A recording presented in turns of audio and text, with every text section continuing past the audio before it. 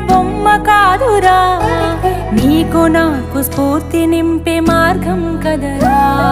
చదువే మన తలరా